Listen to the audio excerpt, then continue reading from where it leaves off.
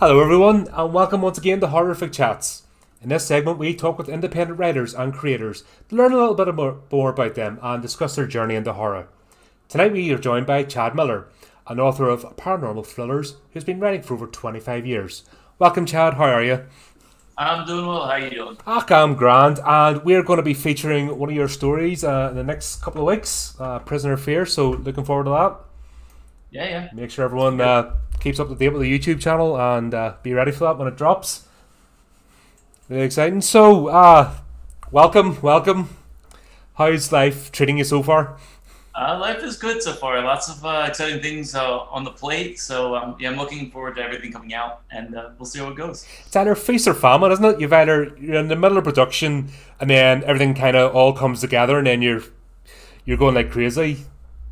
Yeah, this is the first time I'm on a deadline before writing. No, I had all the time in the world, and now I'm on a deadline, so it's a interesting part for me. So I'm All not right. used to So, it. is this through your publisher? Do my publisher, yeah. Yeah. So I have something new after Prisoner of Fear. I have its follow up coming out, which is written pretty much, and then I'm working on a new project after that. All right. Cool. So, give us a wee bit of background because in this, I like to talk about both sort of self-publishing and people who are through publishers and the differences. This isn't an either or, I mean, it's to give people a bit of insight into behind the scenes and the mechanism. So if anyone's thinking about writing or doesn't understand how the whole world works, they know the sort of options and what's entailed. So when you get picked up by the publisher, is this have you been with these guys for a long time, or is this a No, I signed with them right around Thanksgiving. Um, guys around yeah, about so November last not year? a whole long time. And yeah, this is the first project that I'm doing with them, so All right, it's cool. not really So how'd that all come about? just online. When beginning the process, this is the first novel that I really pushed. So my first thought is you go through an agent, you get a publisher, you get it out there. And after multiple months searches, it was coming up dry. I was getting all form letter rejections or being ignored by agents. And self-publishing was looking like an option for me, but I still continued my search. And I found an indie publisher, and I submitted directly to them without an agent.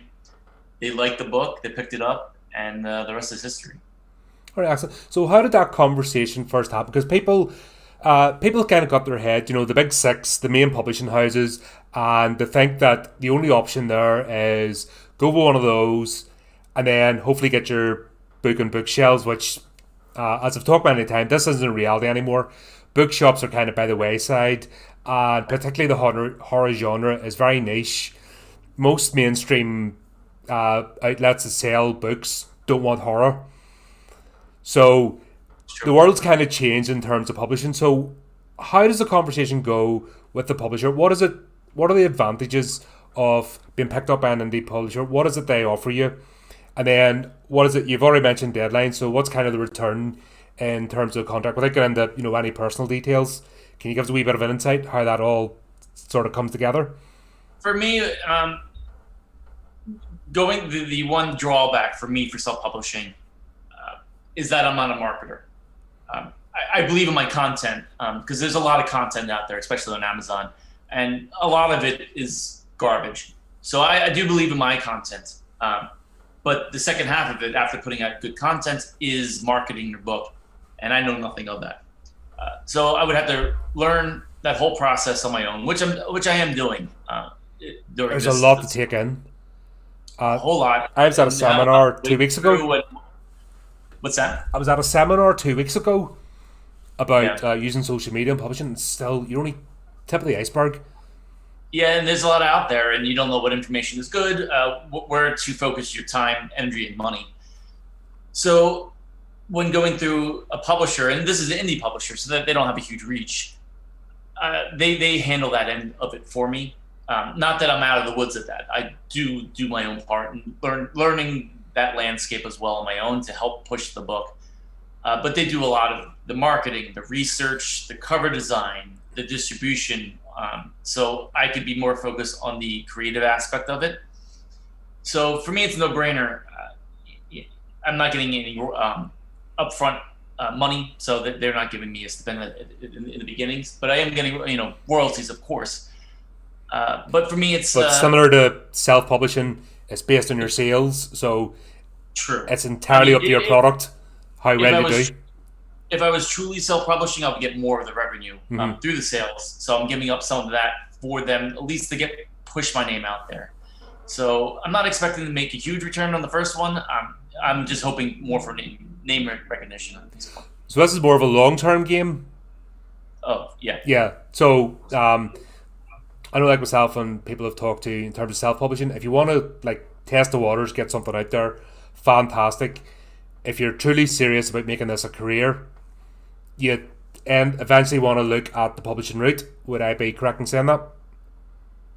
I mean, you can do it self-publishing, absolutely. Oh yeah, like I said, this is not about one or the other. I'm not about that. Right. It's about having the conversation. I kind of look at this as a hybrid. I am having that support with the publisher, but I'm doing things on my own to get my name out there prior to the release. I created my own website, have my own authors page. Programs like this are helping. I'm also getting a lot of short stories published out there, either in anthology novels that are on the market right now, or on a variety of online magazines. So hopefully get my name out there, and everything coming together. Hopefully, works out in the end. Because in the end of the day, it's not about money. I love writing. Mm-hmm. It's a passion of mine, and I can write stories for myself all day long, and I will. But I also want to share it, and I want people to read it. So.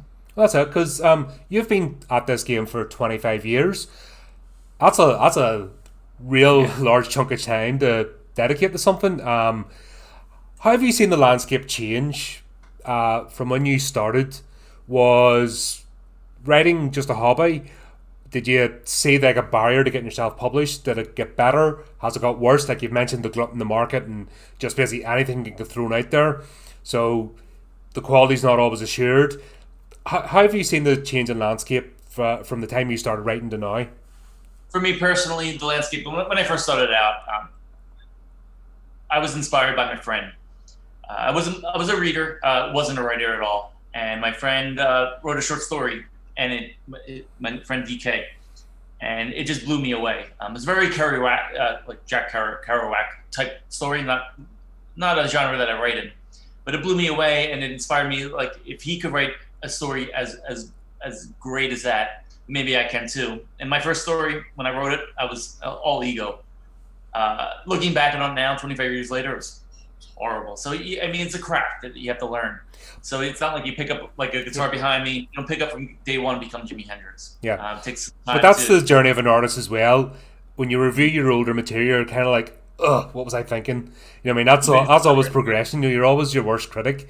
If you're self-aware, it's people who maybe aren't self-aware are always the dangerous ones. Right. And as an industry, when I first started out, it's pretty much. I don't even know if Amazon was a thing 25 years ago. At least not the way it is now.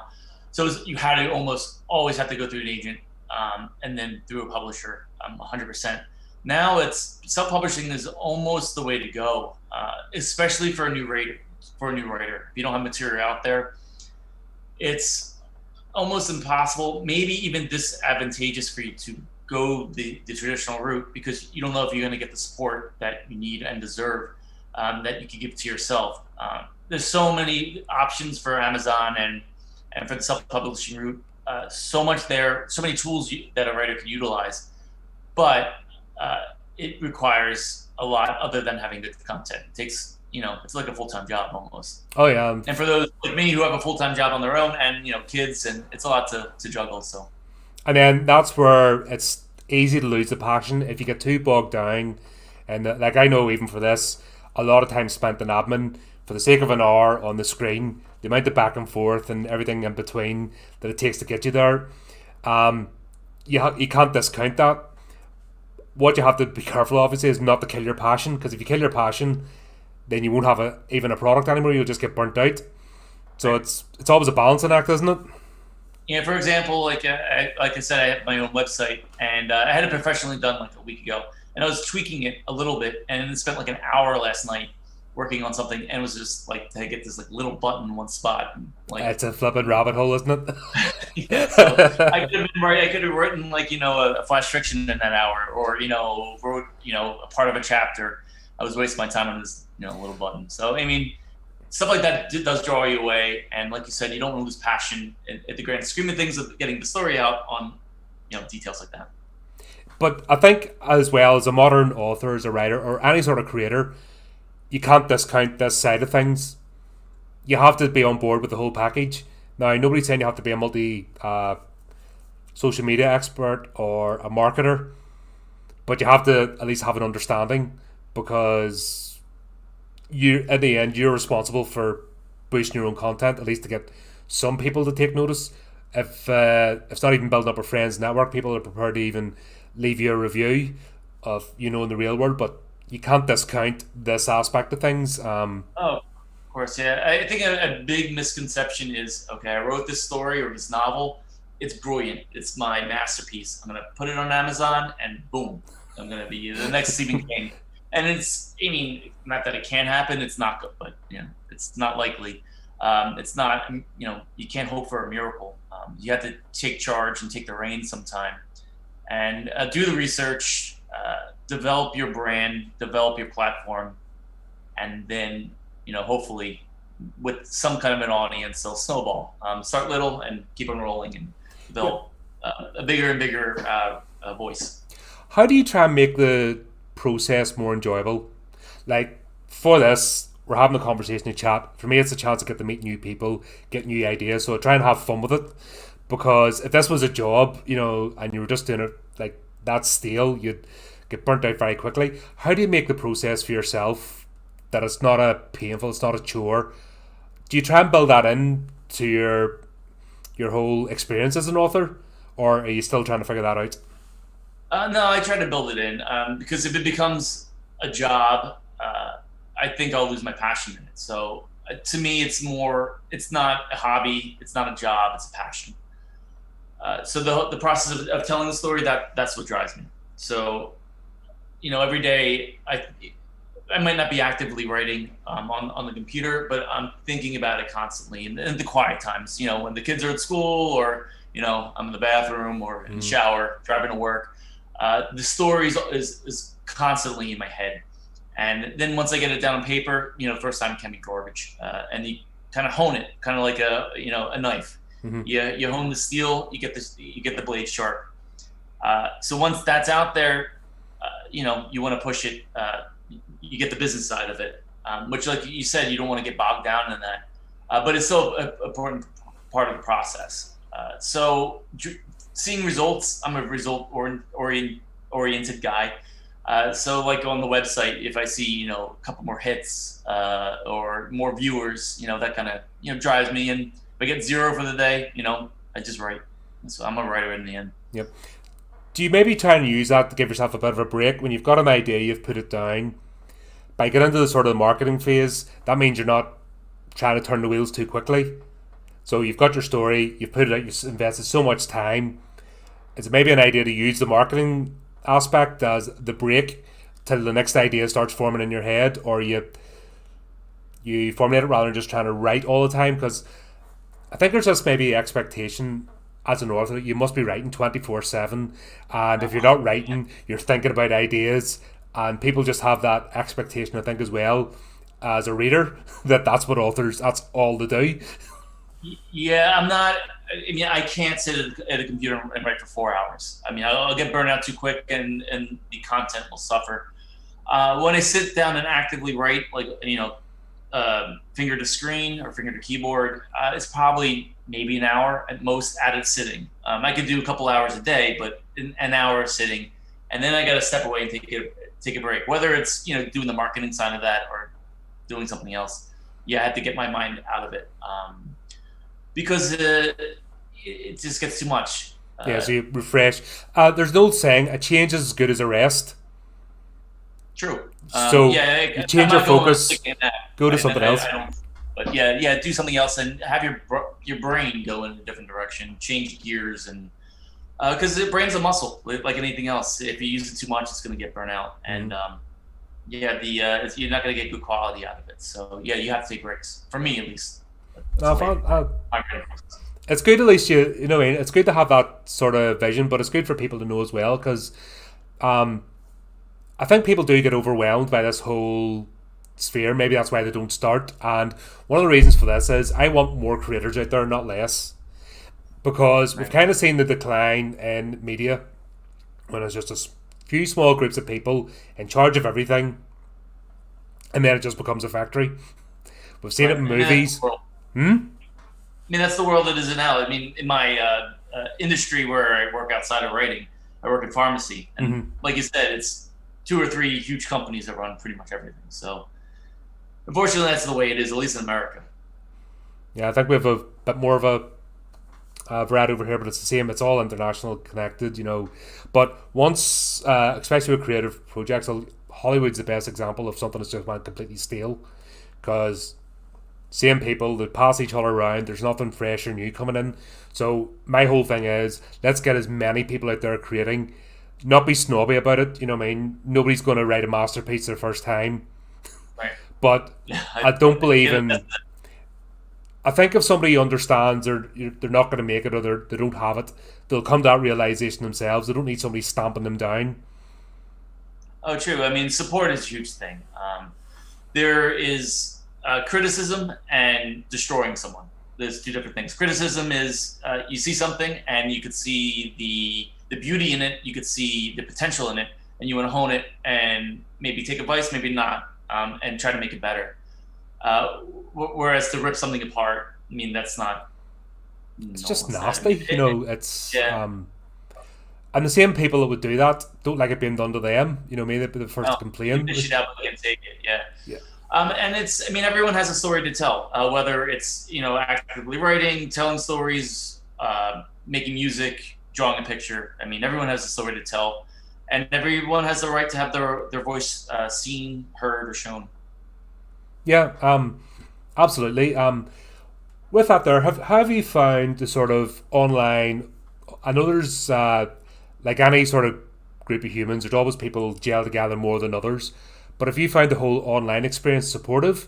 Have you come across any antagonism, unnecessarily so, or things have been taken the wrong way?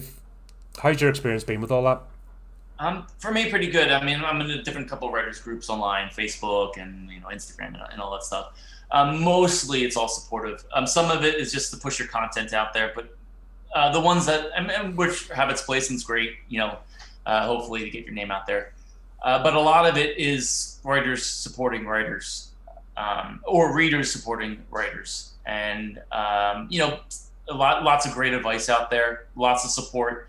There is a lot of people, kind of like how Twitter's kind of toxic and poisonous. Someone will post something out there, and it might not be someone's cup of tea, or they might be an inexperienced writer just trying to learn the craft, and they get ripped apart. And luckily, the moderators for the web pages usually shut that stuff down pretty quickly. But sometimes you see the thread and it goes long, long, long, and well, hopefully that writer doesn't get beaten down, or doesn't get discouraged. For me, if it was me, I'd rather be hated than said that my work is boring. So if they rip me apart, I don't think.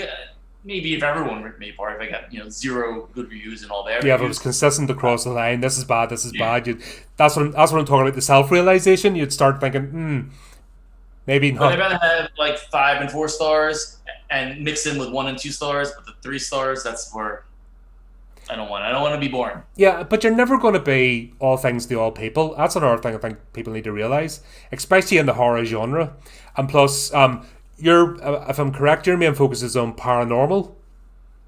For the So most part, it's kind of mixed. But yeah, I would say more paranormal. It's not. I mean, they have their place in the world. Vampire books, werewolf books, zombie books. They definitely have their place in the world, and a lot of it has great material. But I think for me, it's been done to death. So I wanted to go on a different angle. But So it's sort of if you have a real purveyor of vampire books, you're not going to read a paranormal one generally. You know what I mean? So even in the horror genre, because this is such a wide spanning, and I've said this before, that's why I love this genre, because within this, there's so much out there.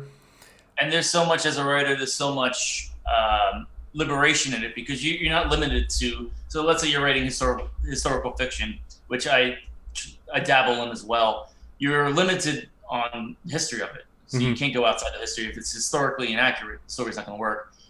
But with horror, there's so much freedom as a writer. You could go in any direction. You're never wrong. Whether it's interesting or not, that's up to the reader. But there's so much you could do with it, and even though I said vampire books have been done to death, my book is inspired by a vampire book. It's inspired by one of the inspirations is by But it's the Bram same as cooking. Stoker. Um, all the ingredients are the same. You know what I mean? A pepper's a pepper, an onion's an onion, but it's what you do with it creates a dish, and that's why you have so many fusion cuisines. Because some will get Yeah, inspired by Asian cuisine, they'll mix it with French, and then you have something else. You know, they'll put a twist on it.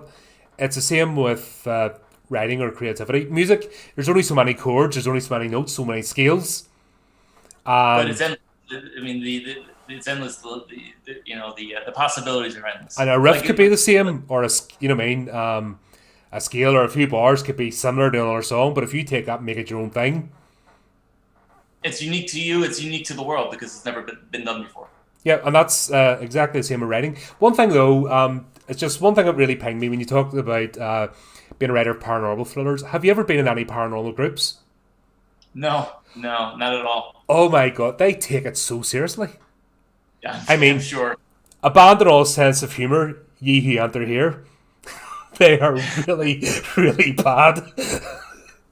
Yeah, I wonder, if they read my book, what their take would be, because the way the paranormal element gets into it, the main character, I draw elements of my characters, people in my life, either if I met or within myself.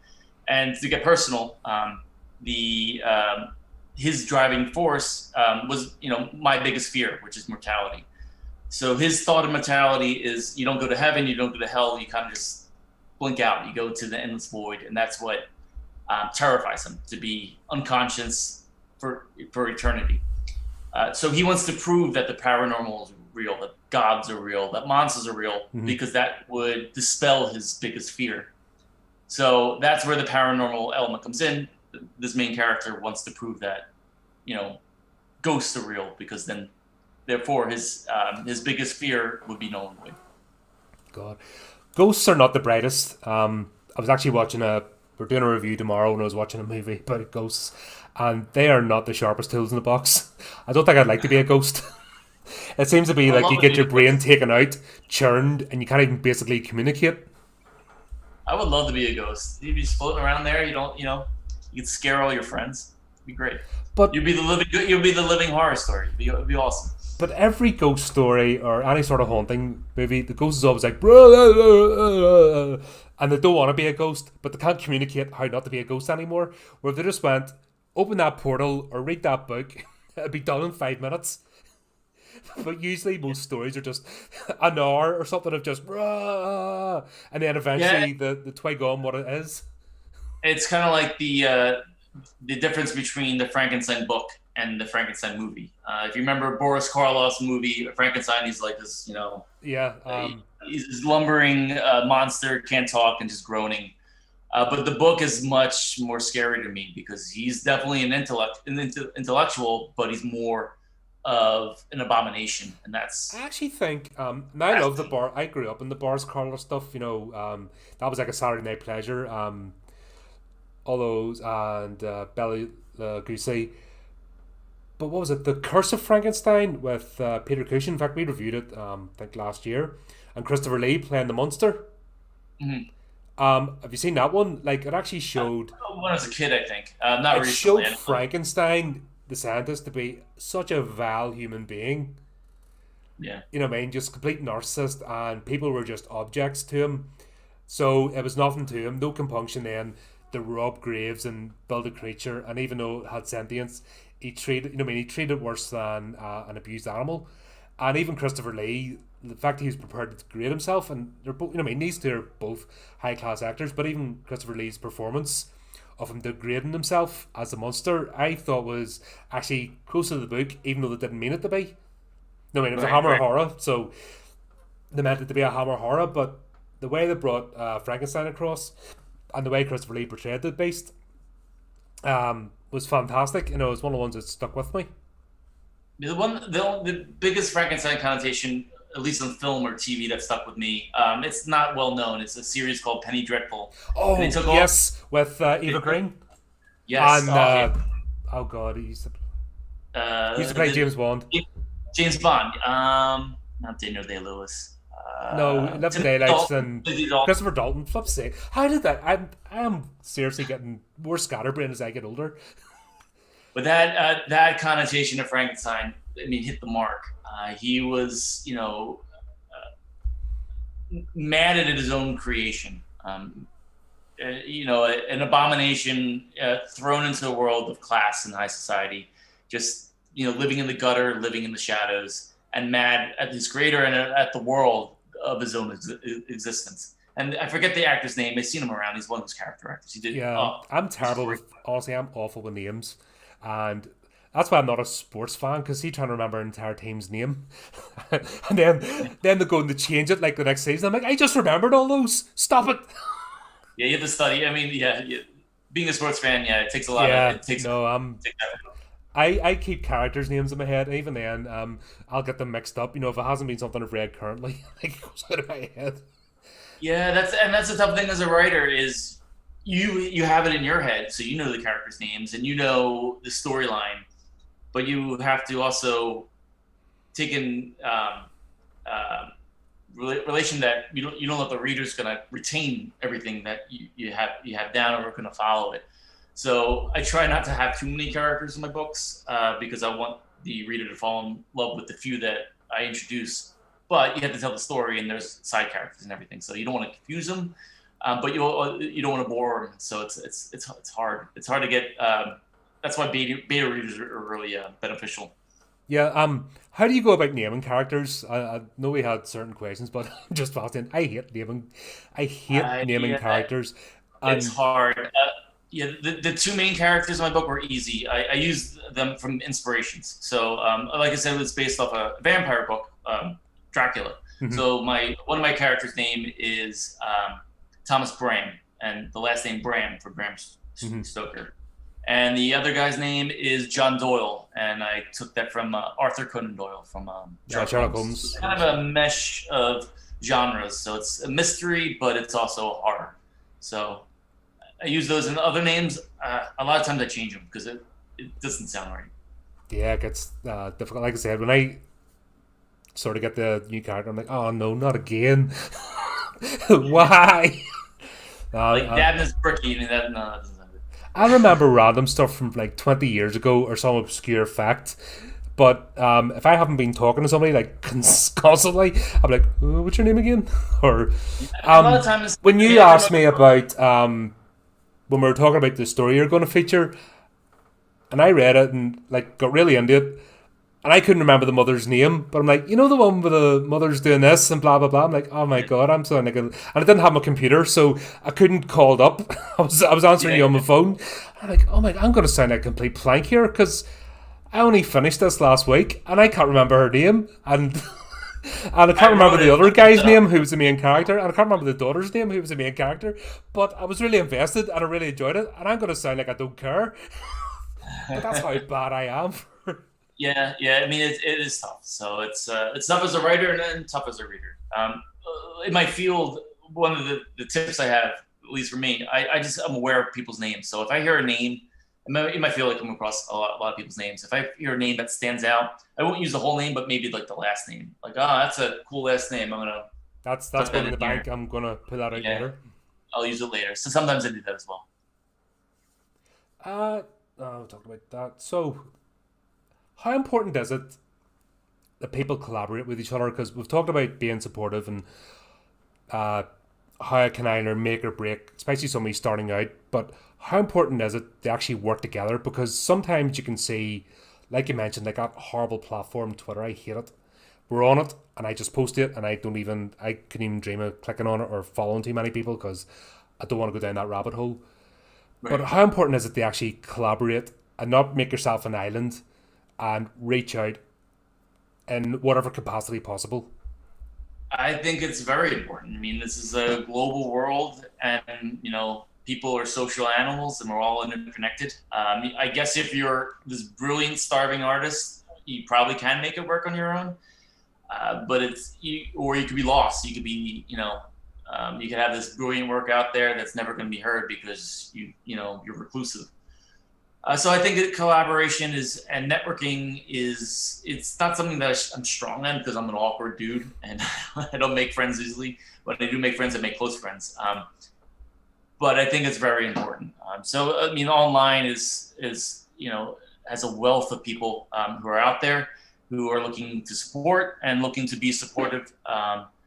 And the work, at least where I am now with my publisher, I have to collaborate with them, whether it be for the outlook of the book. So when I first came out with the book, I had my masterpiece, and we're going over the contract, and she's like, "Oh, by the way, it's too long. We have to split the book in two." I'm like, so But are you not going like result? There's two books.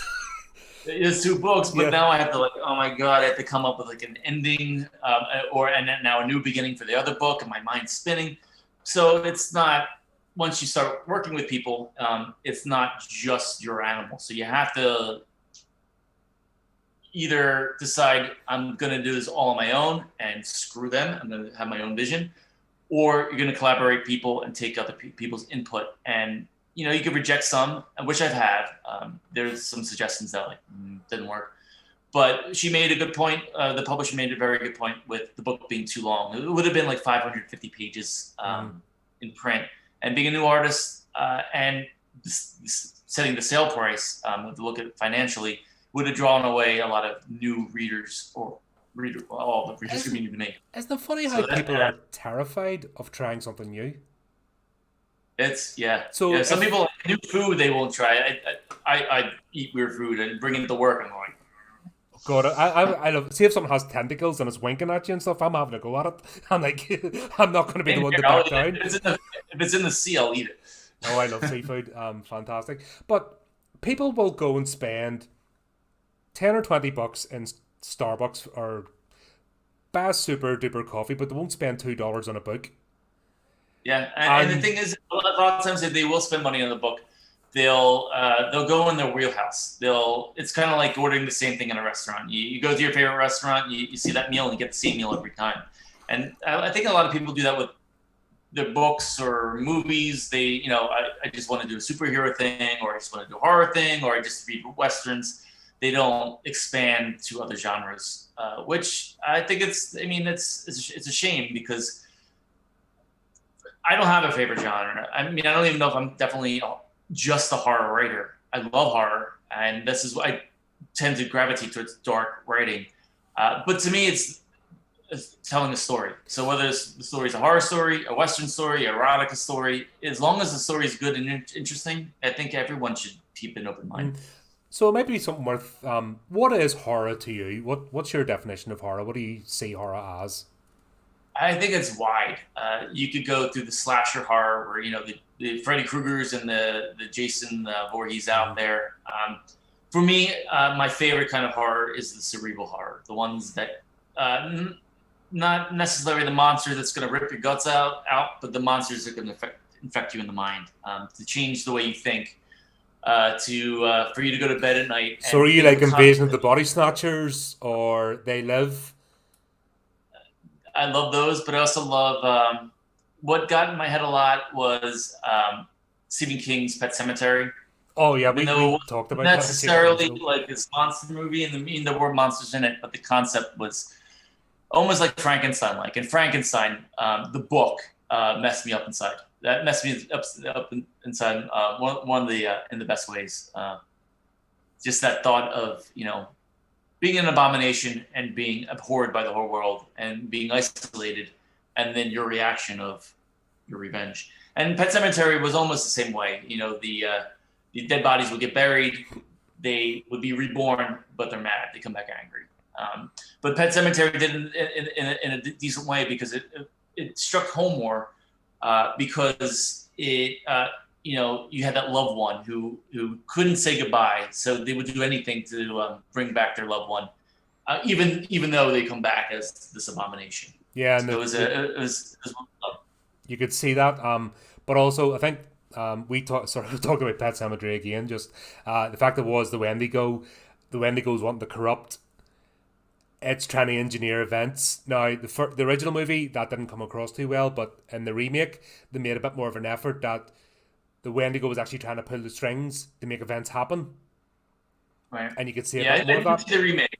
I honestly didn't see the remake, only the original. I read the book, of course, Yeah, and well, the it book's was really, the really good first. at actually talking about, you know, the Wendigo actually trying to manipulate events and pull the strings and getting Chud to actually, you know, I don't know why I told you about that when he'd already been through the experience, Yeah, but he got that little nudge like you're talking about in the back of his head.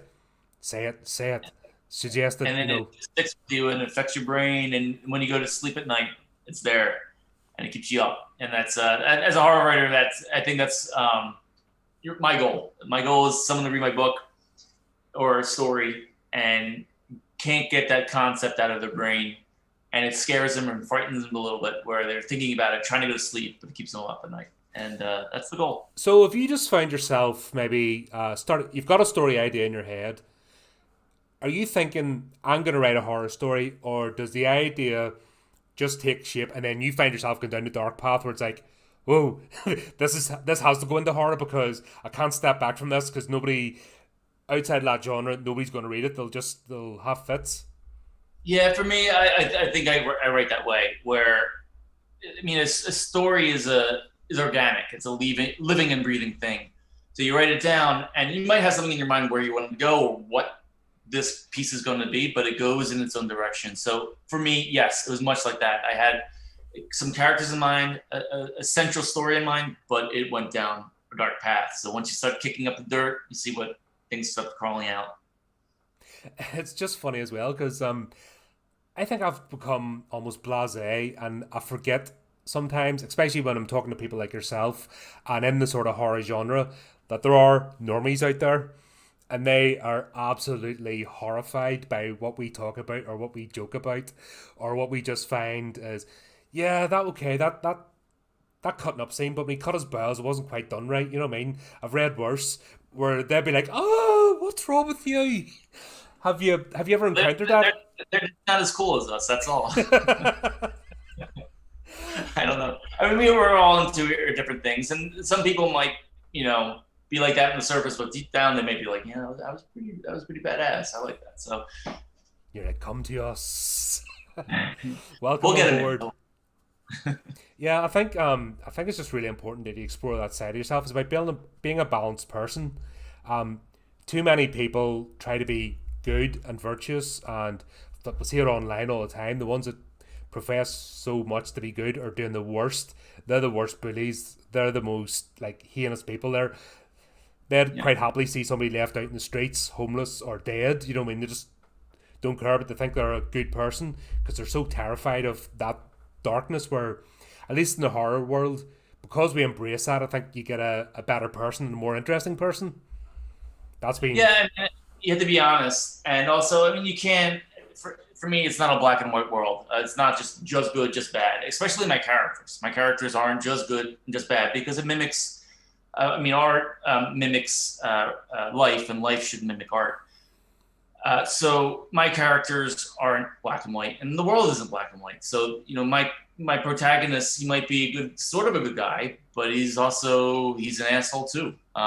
So just like politics, people preach, I'm this squeaky clean guy, and they're the guy, getting arrested yeah. for. The ones that profess the most are like doing all the gnarly stuff. It's like, come on. And once they profess like that, it's almost fun to watch them fall. Yeah, I just If you take the human aspect, I mean, and their families and everything, but if you take the human aspect of it, the people who preach and are self righteous, once they fall, it's like, well, you're human too. what is it about human nature that everyone must either have a dichotomy or throw things into a small box? Like you've touched on it with horror. It's like, right, it must be this type of horror, must be that type of horror, and there you cross the streams. You know what I mean? Because the whole world's going to implode. Or if something doesn't fit into somebody's little box, like paying $2 for a book, or $5 for a book, where it's still less than a coffee and a muffin in most high street restaurants or coffee shops.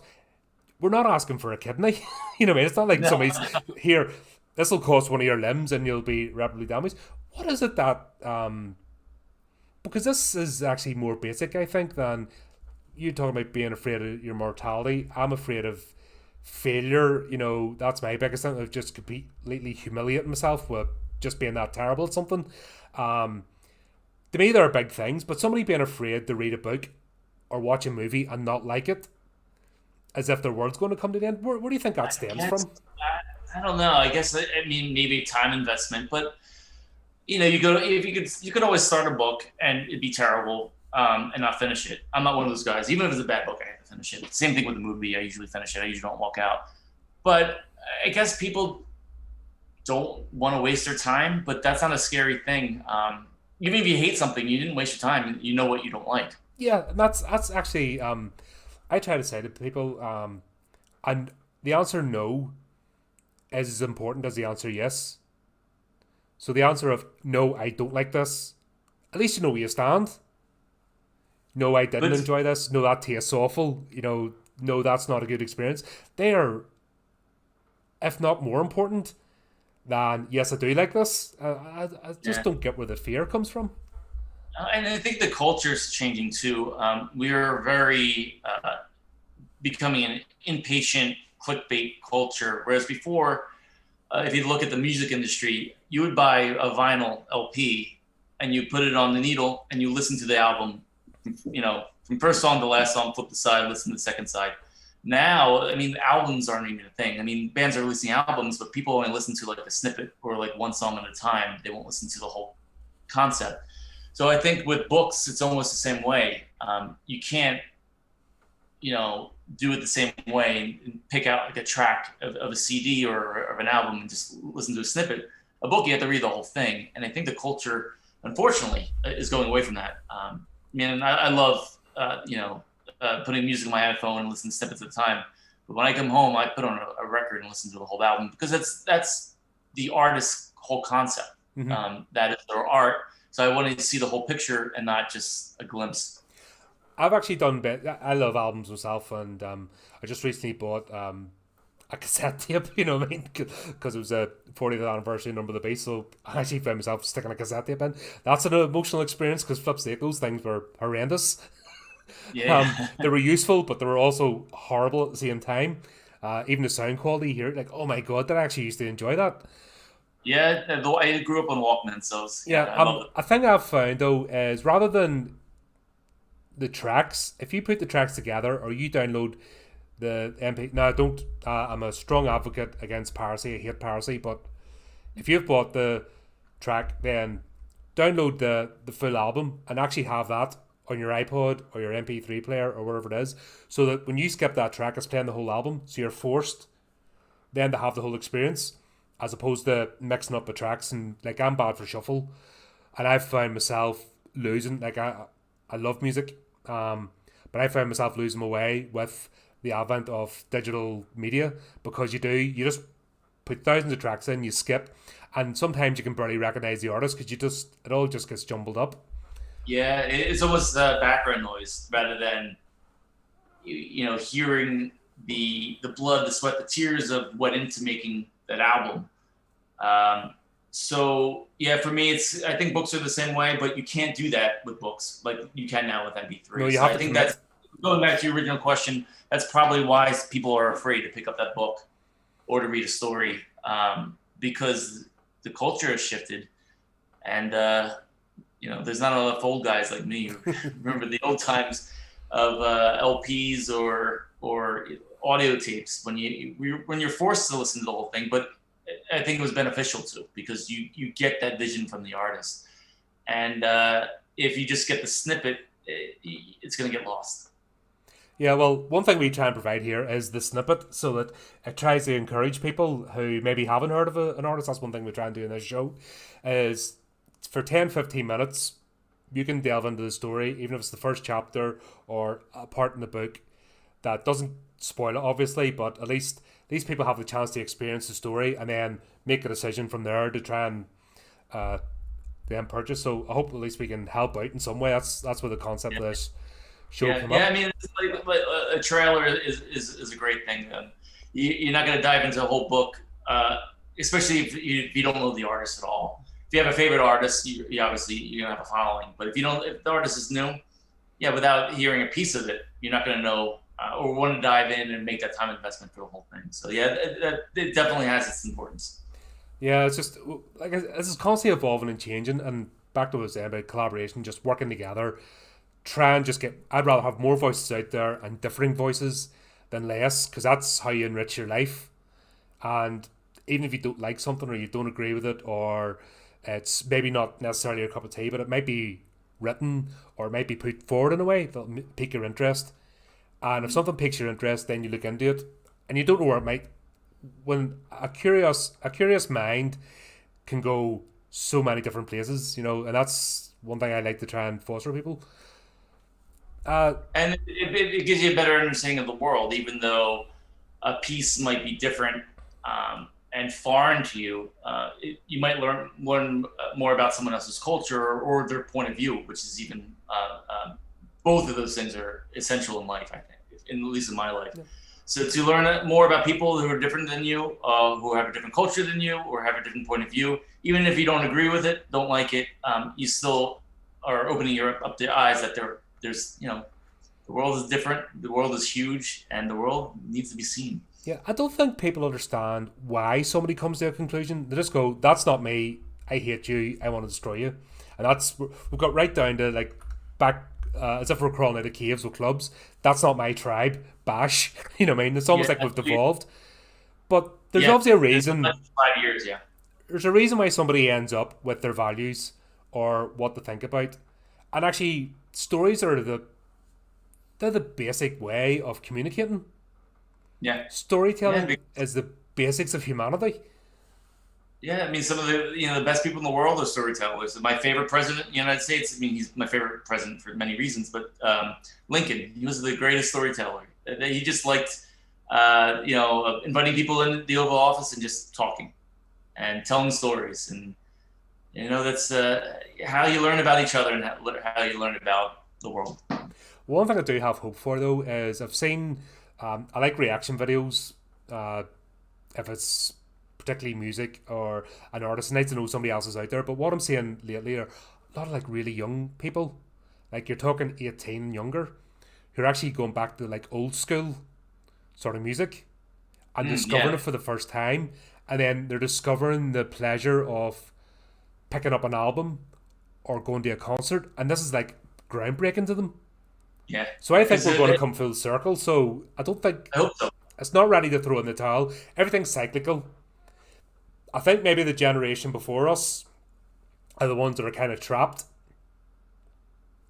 because they. I grew up pre-internet. I remember my first mobile phone. It was a brick lawn size, and it took Yeah, 12 hours to charge. And you made one phone call, and you had to stick it back in the charger. I had a rotary phone back before that. I Oh yeah, remember the that rotary. was our first phone in the house, rotary dial, and then the swanky ones come out with buttons, and you thought you were really cool. And then if you got one in your own room, flip, you were rich. You know what I mean? That was that was you moving up in the world. But things have progressed. But I think the people that have grown up, always knowing the digital age and not knowing anything else, are the ones that are kind of lost. But the younger ones are actually discovering this stuff now for the first time. Yeah, yeah. I mean, going back, I mean, I didn't really grow up on vinyl records. When I was younger, that's when the audio cassettes came out. So that's what I grew up on. But rediscovering the vinyl records, for me, I went back, as an adult. And Mm-hmm. that's primarily what I listen to now. So if people could not only uh, reintroduce old platforms, but old concepts, like reading a whole book or listening to the whole album, if that makes a comeback, I think that would benefit everyone. Yeah, and another reason why not to stop creating, Yeah, because you it's don't not a know. reason to stop. Back Yeah, to back to what you mentioned, really good point about this instant gratification that people expect. The click culture of, oh, I'll click now, it arrives in my door 24 hours later, or it downloads instantly. That's only going to last so long because even now people are not being fulfilled by it because it's a temporary thing. Where now we've got, I think, a resurgence, and I hope it's going to continue with a couple of generations down the line, like I said, the kids now coming up are discovering this, and they're discovering the joy of opening something and the tactile, opening the album, seeing the artwork, having to wait. Reading the liner notes and the lyrics and everything. Yeah, you had a piece of art. You had the whole package, like you said. You had a piece of art in front of you. Not only the music, but everything that went into making that album. The artwork, the liner notes. Sometimes it had stories in them. I remember going home from a record store and ripping up, the elastic off and putting on the album and sitting back and just holding that in my hands. And yeah, it was nice. It was another thing to talk about as well. How important then is I know we're kind of going a wee bit over. Are you okay for? I know we'll set aside an hour. Are you okay to riff for a bit? Are you still okay? Yep, I'm not. Yep. Like I said, everyone to start, and I think people are starting to get the hang of this now. We'll start off like this. Won't be just a paint by numbers, ask questions for a month. Let's just get a conversation going, enjoy it. You know what I mean? Yeah. To me, absolutely. Yeah. Even if people out there are having a good time, I am. You know what I mean? Yeah, so am I. So. Well, that's what it's all about. You know what I mean? If we're having absolutely. a good time, you can too. So we're going. Yeah, back to books. People have kind of steered away from physical books, so they're not. And I mean writers as well. So they're not thinking about paragraphs or formatting the paragraphs anymore, or the artwork or inside. How important is it to still have that focus? So you can make your book more interesting by the way you lay out your paragraphs. I love authors that have a specific glyph for their chapter numbers, and have a theme and it goes all the way through. To me, that puts that artist's, author's signature on the book. I don't have when I write something set in mind, but saying that you gotta have a chef make the most delicious meal, and it's. It hits every sense, and your tongue explodes when the food hits your mouth. But if it's served on a garbage pan lid, it's not going to be appealing. So, I mean, something that's visually appealing is going to help not only the story, but help the whole package itself. So, yes, all the artwork going into the book, the cover, the format, I think is important, because if it looks like slop, even though the content might be brilliant, if it looks like slop, it's not going to... it's not going to be enjoyable. It's not going to be aesthetically pleasing. So it has to be aesthetically pleasing as well as nourishing the brain. Yeah, it's like a meal. It is a whole experience, because, like you're saying, you put time aside. A book is a commitment, right? And some people are demon readers, and they can. I used to be, and I'm getting slower, which is sad. But some people can put a book away in a day or two. Depending on it, and just keep going. Some people, it'll take them a week to read a book, so you're committing a certain amount of time. It has to be an enjoyable experience, and if you're finding it hard work, even if it's a good story, but everything's all crushed together, or it doesn't take you into the story, because I think sometimes a chapter heading can take in that little world, and then you can actually break in the next one, and some authors do it really well, others don't, it's an art form as much as the actual story. Yeah. My all my chapters have chapter titles, and I usually don't pick the title until after I've written the chapter, because I want to make it very poignant, and sometimes have double meanings.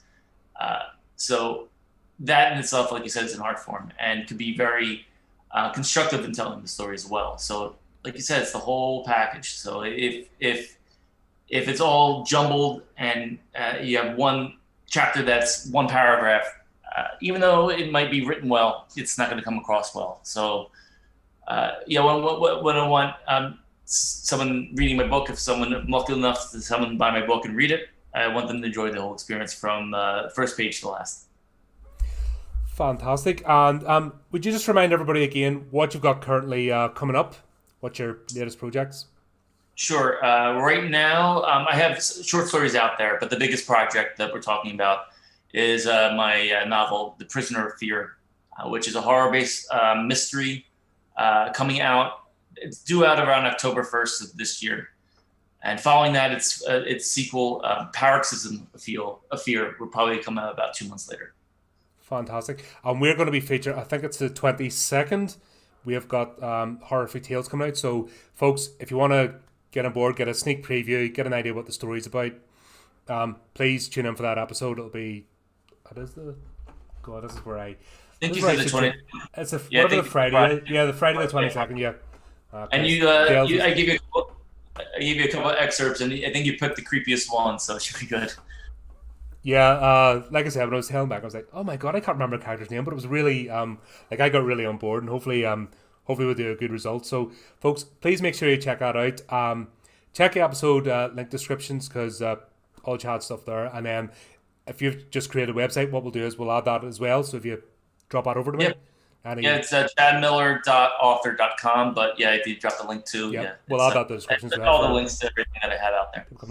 And just finally, just to finish it off, what advice would you give to somebody starting out? As a writer, just write. It's easy to get discouraged, and from my own experience, when I begin a new chapter, it's hard. Once I get into flow, I'm good. But to change paces and begin a new chapter, it's like pulling teeth, and it's like, I don't feel like starting. But just, if you have an idea or you have a passion, just plug through. Take criticism, but don't let it beat you down either. Because there are a lot of people who just want to destroy you or make them feel better just by putting you down. But, there's all people in all walks of life. Some jerks and some not. So take the support where you can, take the criticism where you can, but don't let the toxicity of some people to drive you away from your craft, from your art. Fantastic. All right, well, thanks everyone for tuning in. Chad, thank you very much for being here. Like I said, check out the episode's description. Keep up with Chad and his work. We'll update that with the new website as well. Also, don't forget, like, subscribe so you can see other segments. And until next time, keep it creepy, keep it horrific.